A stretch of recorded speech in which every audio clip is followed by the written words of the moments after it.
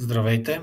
В днешното видео ще ви демонстрираме как се въвеждат и извеждат служебни средства в софтуера Mistral версия 3.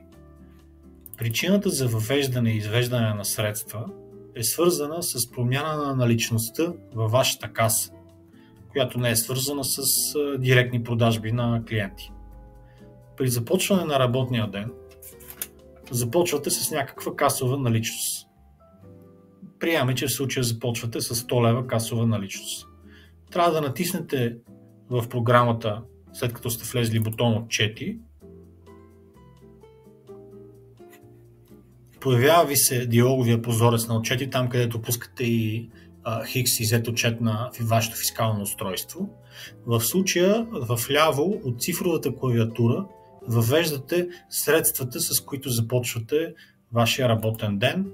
Приемаме, че са 100 лева. Натискате 100 лева.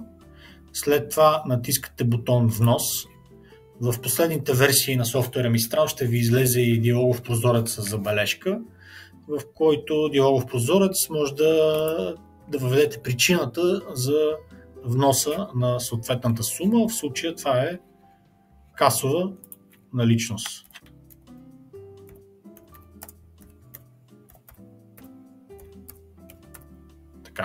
Потвърждавате с бутон Да, в някои варианти на модул продажби може да пише ОК. И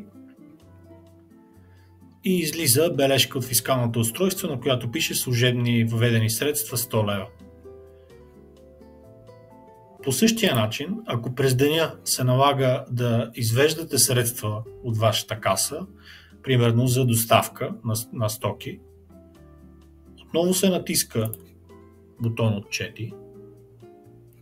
След това от цифровия прозорец въвеждате стойността, която вадите от касата, да приемем, че са 50 лева.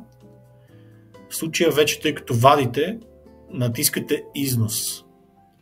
Отново ви се появява диалоговия прозорец с забележка и въвеждате причината за износа, да кажем доставка. И отново потвърждавате с бутон Да или ОК. И сега ще излезе бележка от фискалното устройство с служебно изведена сума 50 лева. В края на деня, след като натиснете Z отчет на фискалното устройство, това анулира всички операции за деня, включително всичките въведени и изведени средства, така че не е необходимо вие да извеждате въведените средства от сутринта.